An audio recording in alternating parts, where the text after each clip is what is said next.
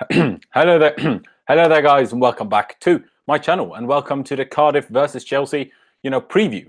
Obviously, the game taking place in the Premier League, the game taking place on Sunday afternoon, tomorrow afternoon, because today is Saturday. And just to get straight into it, first of all, if you're new here, please be sure to subscribe. I would massively appreciate that. Thank you for, again, the support on the last video. Again, it's over 4,000 clicks. The subscribers keep going up, so massive thank you for all of that. I really do appreciate it. And yeah, I really wanted to do like a proper preview for this one, similar to how I used to do them on 100% Chelsea. But in all honesty, I just couldn't find the time for it. I just didn't have the time, neither yesterday nor today. So, I tried to squeeze in this live preview. It is, I'm just going to admit that publicly, basically. It's not going to be as well prepared as, you're kind of used to me being for previews, from 100% Chelsea and that. Not like that, but, I'll try my best, basically. I'll try my best, and there is obviously a lot of, a lot of things to talk about, really, especially Maurizio Sarri's pre-match press conference yesterday, where he spoke a lot about Hudson-Odoi, not necessarily from his, own will, but because the, journalists really didn't want to talk about anything but Hudson-Odoi. So, that is interesting to an extent. Hello there, guys. To everyone that is watching, drop a like on this video, drop a like on this live stream. I would massively appreciate that. Like I said at the start, please be sure to subscribe. And now let's get into it. Now, obviously, Cardiff City, who we are playing on Sunday. Now, I know they're in the relegation zone, the third bottom, basically.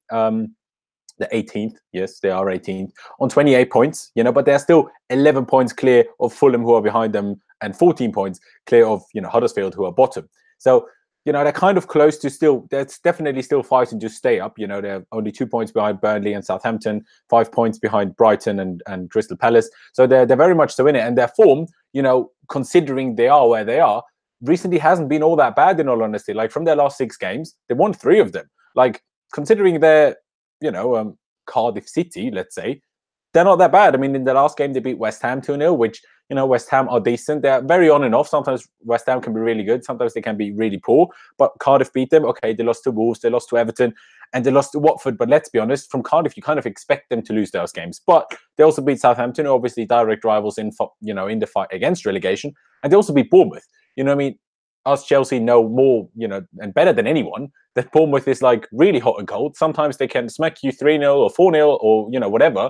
And sometimes they lose to Cardiff. Like, it doesn't really make sense. I think that Cardiff game was actually the game after we played them, which was very interesting because it was kind of the polar opposite. Obviously, when we lost 4-0 to Bournemouth, we still had all of the ball. And then they just smacked us, absolutely smacked us.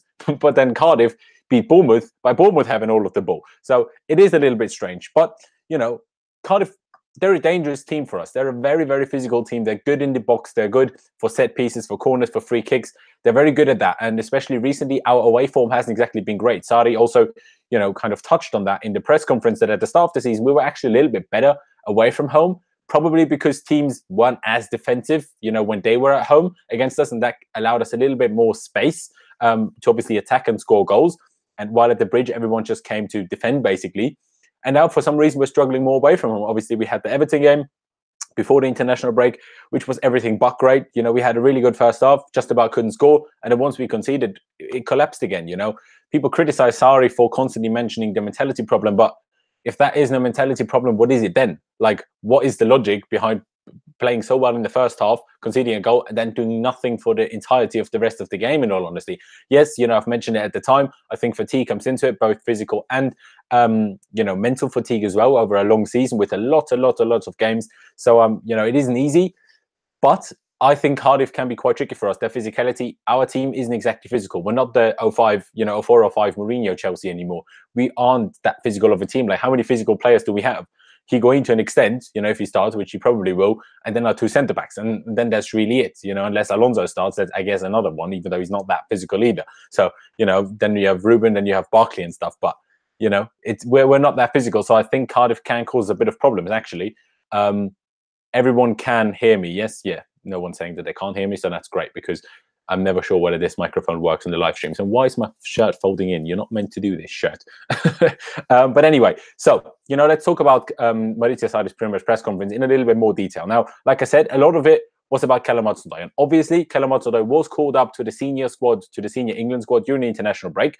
A late call-up. He was initially meant to go to the under-21s, which was also his first call-up there, but kind of due to injuries, he was then called up to the England squad. Slightly surprising to me as well, because none of the wingers were actually injured, so all of the injuries, all of the pullouts from their senior squad weren't wingers. So I think everyone was a little bit surprised by Callum Hudson-Odoi being called up, especially rather than someone like James Maddison from Leicester City, who is having a really good season, playing a lot, and in my opinion is a really good player. But Callum Hudson-Odoi was called up, made his debut in their first game, in England's first game against the Czech Republic in the Euro 2020 qualifiers.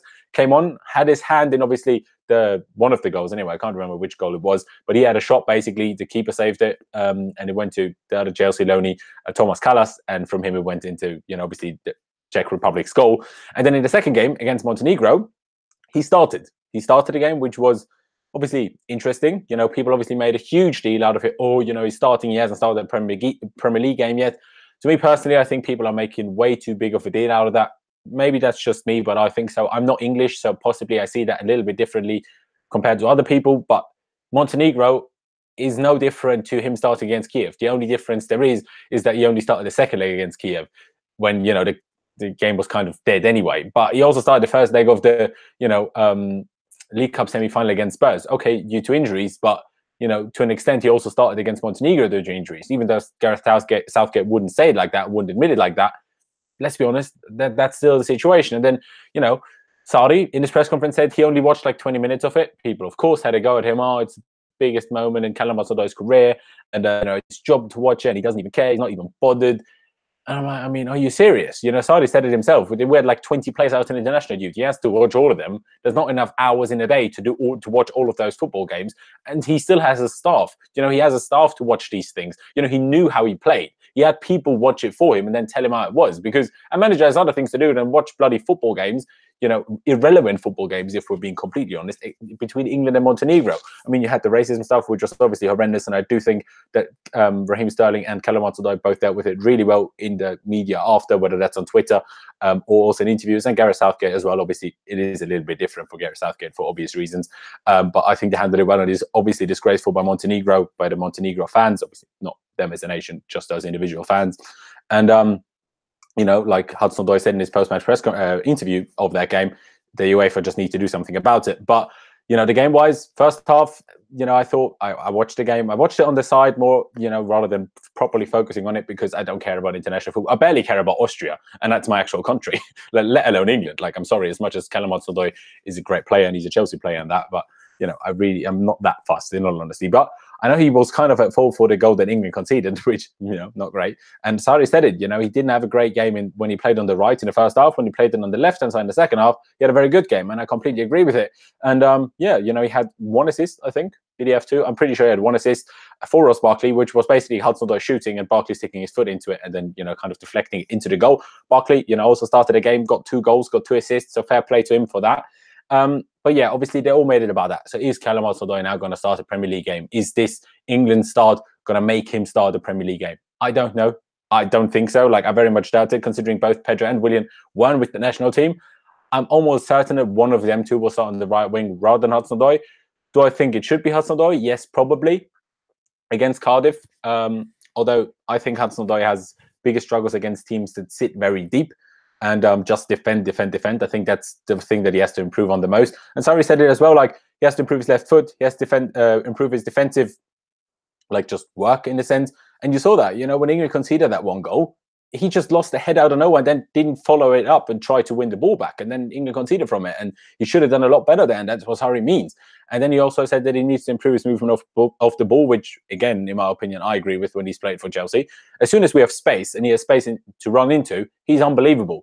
But when we don't have space and when we're kind of running against 2 walls of 4 or, 2 walls of, 2 and 3 and then a wall of 6 or whatever, it is a little bit tougher for him. So, I do still think he should start, because he certainly has the potential to be very good at all of those things. And he needs to play to improve those. Like, he will improve those things a lot quicker if he plays than if it's just training. But I would very much be surprised if, he started over Willian and Pedro in this one. Like I said, again, because Willian and Pedro were, not on international duty and just were training. And hopefully we did something useful in training, in the last 2 weeks, even though not everyone was around, but quite a few players were still here. So I do still hope that we kind of improved on a few things, which would, in my opinion, be very good. And, obviously injury-wise, he said there's no actual injuries. He said a few players are tired. Obviously, Kante and Giroud both played both games for France. Hazard played both games for Belgium. Jorginho played both games for Italy, but had to come off in the second game after, I think, around an hour or so, and did come off injured. And Sarri said, yes, there is a small problem with him, but he does think that, we'll basically recover him in time and he'll be able to play on Sunday, which would obviously be good because against a team like Cardiff, I think we need Jorginho quite a lot. Just the way he dictates the game for us, I think it's going to be important. Higuain wasn't with the Argentina squad, but then actually retired from international football, which was interesting. A lot of Argentina fans hating on him because, let's be honest, he's the main reason why they haven't won a single trophy, why Lionel Messi hasn't won an international trophy, with Argentina, because, he's missed the City in the World Cup final in 2014. He missed a penalty in one of the Copa America finals. I think he missed in both Copa America finals, in the penalty shootout, actually. So, he's really not been a good omen for them, but still, he's had a decent career. They scored a lot of goals and, fair play. So, hope he's happy with his retirement, I guess, but I just hope he scores more goals for us. And I do expect him to start. Now, let's talk about the lineup that I expect to see from Chelsea on Sunday. Now, I spoke about the physicality in the team, and that is obviously an interesting one. Just to mention it, Ruben Loftus-Cheek was initially called up for him and then pulled out. They said due to injury, but then it was reported everywhere that it was more precaution and he is available for Cardiff. So, it's just the back thing. And they were like, let's not go on England duty. Let's just focus on your back. Let's get it right. Give you another 2-week break in that sense. And hopefully, get his back fully, working again. And this microphone, you have no idea, is actually triggering me now. But yeah, so the lineup that I expect, obviously Kepa is going to be in goal. A back four, I expect of Aspie on the right, Rudiger and David Luiz as two centre-backs. I would be surprised if Christensen started. Then at left-back, now, I still don't know for sure whether against Everton, Emerson was injured or not. We still don't know, because there was hints about it, but we don't know. But with Cardiff being such a physical team, and Sarri mentioning that specifically, I wouldn't be surprised at all if Alonso started, just to give us more height and physicality. I don't necessarily agree with it, but that's why I think Sarri will start Marcos Alonso. And a lot of you, I'm sure, will not be happy with it. But yeah, like I said, that's why I think, Alonso will be the one that starts, which, won't exactly be great, but I believe so. Hopefully it will be Emerson, but I think it will be Marcos Alonso. Why are my lips so red? I don't know. I don't know if it even looks that red for you, but just for me on my screen here. But anyway, then a midfield three, Jorginho, if he's fine, if he's recovered in time, he will start. Otherwise, obviously, Kovacic in that position. Kante will start, who obviously turned 28 yesterday. So happy birthday to you, N'Golo. What a beautiful little man. And I've heard rumors that he actually sleeps on a treadmill, which is quite interesting. Then as the left centre midfielder, what I do hope is Ruben Loftus-Cheek. I really do hope so. I don't know about his fitness situation. I don't know whether, Sarri will start him in a game like this. I don't know. I really hope so. I think it would be by far the best option we have in that position. But I do have a feeling it will be Ross Barkley. Even if Jorginho is fit, I don't think Kovacic will start there again for the physicality that Cardiff have, for the height, for the strength and stuff. That's why I think Barkley over Mateo Kovacic, of course. On the left wing, it will, of course, be Eden Hazard. On the right wing, like I said earlier already, I think it will be one of Pedro and Willian. Me personally, I don't know who I'd prefer for this one, to be honest. I prefer Pedro because even though I don't think he's that useful in trying to break down a defense, I think they're going to be so difficult to break down at times that we'll have to shoot sometimes. And I think Pedro's shooting is slightly better than Willian's. Willian has probably, he can very much so shoot, but Pedro is more, both-footed. His left foot is a bit better than Willian's, in my opinion. And so I would personally go with Pedro, but I think it's a total guess which of the two will start. I'm just pretty convinced that it's not going to be Hudson-Odoi. Then up front, it's obviously going to Higuain.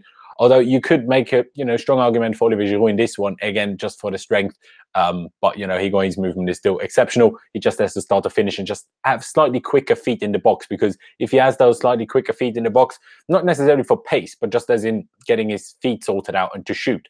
If he had that, in this 2 months of being at Chelsea, I think he would have scored about 3, 4, 5 goals more than he has, up until now. So that is obviously frustrating. And also, Jorginho would probably have like 3 or 4 assists by now, because he's fed Higuain with a lot of great passes.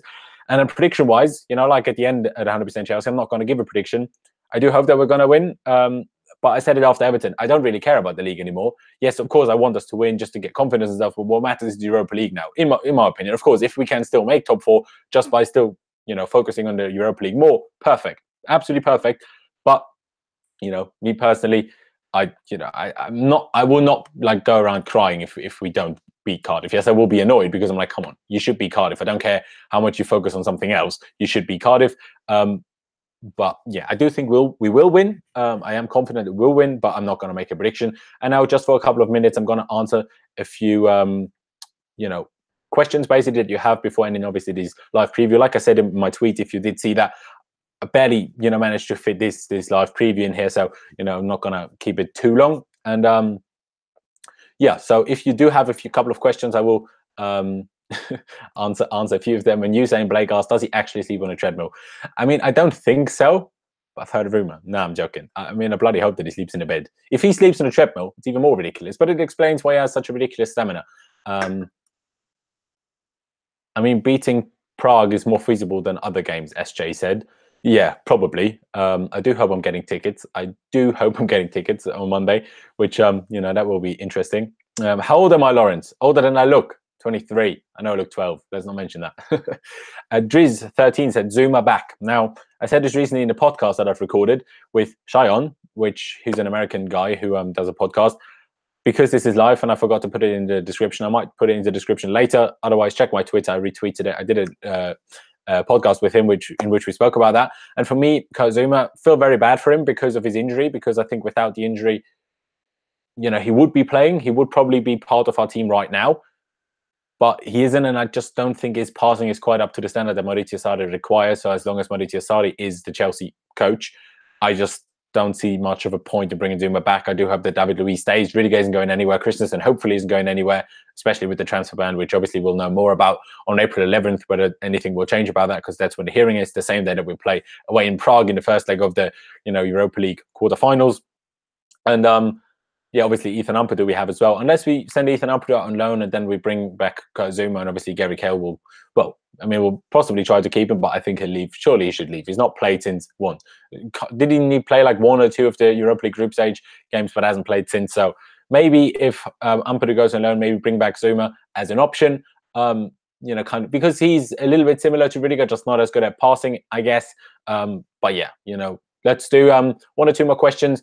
And yeah, Zuma certainly was a rising star before his injury, because that was ridiculous. Charles Mikey said, doesn't the league matter anymore? Like I said, to me, the Europa League is just more important now, because I think it's more likely for us to win the Europa League than it is for us to make top four. Because if you look at the Europa League games, our toughest game will be the final, which will be probably against either Napoli or Arsenal.